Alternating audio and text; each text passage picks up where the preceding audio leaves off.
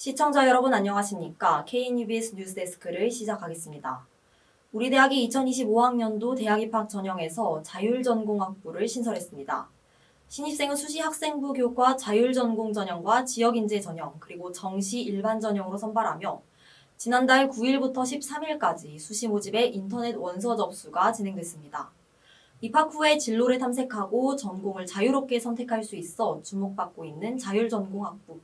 전공 선택은 어떤 과정을 통해 이루어지는지, 새로운 방식에 대해 우려되는 부분은 없는지 알아봤습니다. 이유린 기자의 보도입니다. 2025학년도부터 국립공주대학교에 자율전공학부가 신설됩니다. 자율전공학부는 학생 모집 시 전공 및 학과 등의 구분을 없애고 전공을 자유롭게 선택할 수 있는 전공 선택권을 확대한 모집 단위입니다. 자율전공은 두 가지 유형으로 나뉩니다. 자율전공 유형 1은 전공을 정하지 않고 모집 후 대학 내 전공을 자율선택합니다. 모집 단위는 캠퍼스 단위이며 학생부 교과 수시 모집입니다. 유형 1로 입학 후 선택 가능한 학과는 다음과 같습니다. 자율전공 유형 2는 단과대학 내 학과 정원의 150% 이상 범위에서 전공을 선택합니다. 모집 단위는 단과대학 단위로 학생부 교과 수시와 수능 가군의 정시로 모집합니다. 유형 2로 입학 후 선택 가능한 학과는 다음과 같습니다.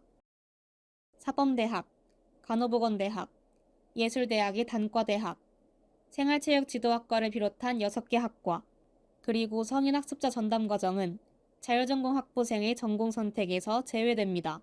자율전공학부와 관련한 상세한 설명, 양남현 교무부처장님과의 인터뷰에 담았습니다. 학생이 입학할 당시에는 어떠한 특정한 전공을 선택하지 않고 무전공으로 입학한 후에 1년간 전공 관련된 탐색 과정을 거칩니다. 그리고는 1학년 말에 2학년 올라가기 전에 본인이 원하는 학과 또는 학부의 전공을 선택하게 되는 그런 학부가 바로 자율전공 학부라고 할 수 있습니다.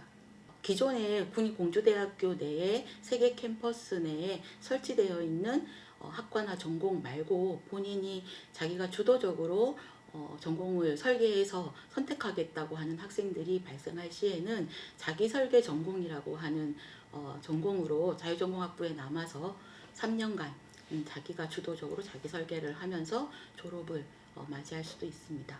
본인이 어떠한 전공을 희망하는지조차도 모르면서 대학에 들어오는 경우들이 많아서 학생 중심의 개개인의 역량을 좀 극대화하는 교육 혁신이 필요한 시기이기도 하고, 그러한 의미에서 학생 스스로 내가 뭘 원하는지 어떤 방향으로 인생을 설계할지를 탐색하는 과정을 거치는 것들이 필요하다라고 보면서 공주 캠퍼스, 예산 캠퍼스, 천안 캠퍼스별로 자율전공 학부를 운영을 하게 될 것입니다. 그래서 본부 주도하에 3개 캠퍼스에 각각의 이제 책임 교수님 또 멘토 교수님을 두고 철저하게 체계적으로 전체를 아우르는 그러한 제도로, 자율전공학부는 지금 25학년도 입학생들을 처음 받는 그러한 학부입니다. 당연히 선배가 없겠죠. 그렇기 때문에 1학년으로 들어왔을 때 학생들의 어떤 대학 생활에 있어서 조금 소외감이라든지 아니면 소속감, 결여라든지, 우리 국립공주대학교 많은 재학생들이 우리 자율전공학부 학생들과 대학 생활도 함께 해주시고 함께 전공을 먼저 하고 있는 선배들로서 많이 좀 이끌어주는 그런 활동들이 있다면, 네, 일반적으로 학생이 전공을 입학 당시에 그냥 뭐 성적에 따라서 아니면은 정원의 어떠한 뭐 배치에 따라서 정해지는 그러한 단선 구조의 교육 체계에서 벗어나서 학생들이 원하는 그러한 전공을 선택함으로써 우리 미래 사회에 맞는 그런 인재 양성을 하는데 큰 도움이 되는 그러한 시도라고 생각이 듭니다. 그래서 잘 발전시켜서 미래 사회가 요구하는 융합형 인재 양성하는데 이바지할 수 있도록 노력하도록 하겠습니다. 자율전공학부 유형 1과 유형 2를 종합하여 총 523명의 자율전공학부 신입생을 모집합니다.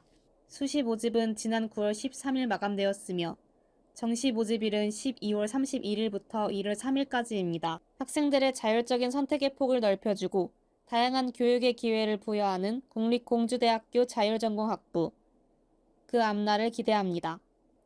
KNUBS 이유림입니다.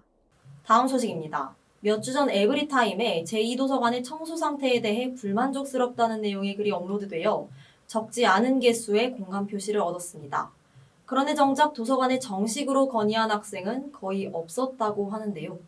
기자가 직접 도서관을 점검하고 청소 및 환경 관리에 대한 궁금증을 도서관에 문의해봤습니다. 고은채 기자입니다. 지난 9월 커뮤니티 에브리타임에서 제2도서관의 청결 상태가 화두에 올랐습니다. 벌레의 사체나 거미줄의 관리가 필요하다는 점을 지적한 것입니다. 이러한 현장 상황을 알아보기 위해 직접 찾아가 보았습니다. 학생들의 말처럼 벌레나 거미줄 등 청소가 필요한 부분을 발견할 수 있었고, 우려와 달리 깨끗하게 잘 관리되고 있는 부분도 찾아볼 수 있었습니다. 학술정보과와 서면 인터뷰를 진행한 결과 제2도서관은 미화원 2분께서 매일 평일에 청소를 실시하고 있고, 거미줄은 하루 한 번 제거하고 있으나 미처 제거되지 않은 부분이 있었던 것으로 생각된다는 답변을 받을 수 있었습니다.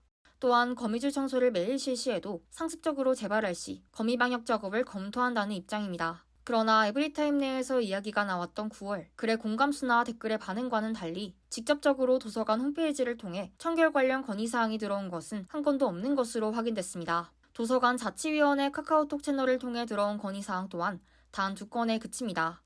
앞으로도 시설환경 개선을 위해서 노력하고 학생들의 의견 반영해서 이용 편의를 제공하도록 노력할 테니까, 만약에 이제 요청사항이 있으면은 너무 어렵게 생각하지 마시고 도서관 홈페이지에 올려주셔도 좋고, 저희 도서관 자치위원회 통하셔도 좋고, 아니면은 직접 찾아오시거나 전화를 주셔도 좋으니까 저희한테 말씀을 해주시면 좀 더 이제 에타에서 얘기하는 것보다 더 빨리 좀 처리가 될 수도 있습니다.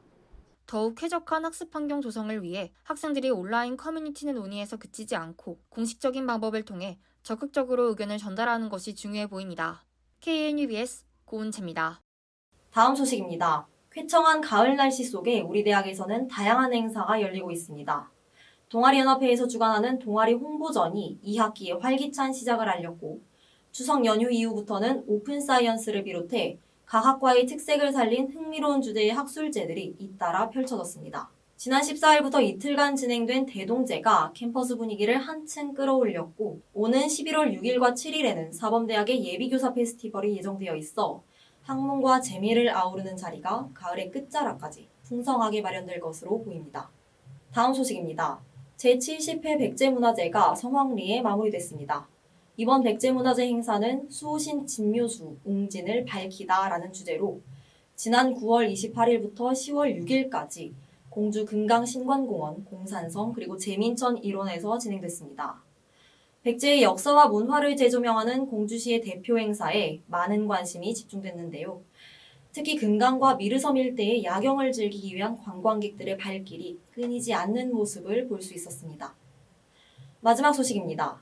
NH농협은행 공주대 지점에서 옹비학생회관으로 이어지는 계단은 현재 장애인 편의시설 설치 공사로 인해 통행이 제한되고 있습니다. 당분간 계단 대신 오르막길을 통해 이동하셔야겠습니다. 공사는 12월 17일까지 예정되어 있으며 완공 후에는 더욱 안전하고 편리한 통행이 가능할 것으로 기대됩니다. 오늘 준비한 소식은 여기까지입니다. 저희들은 공주대학교의 발전과 학우 여러분의 알 권리 보장을 위해 계속해서 최선을 다하겠습니다. KNUBS 뉴스데스크 마칩니다. 고맙습니다.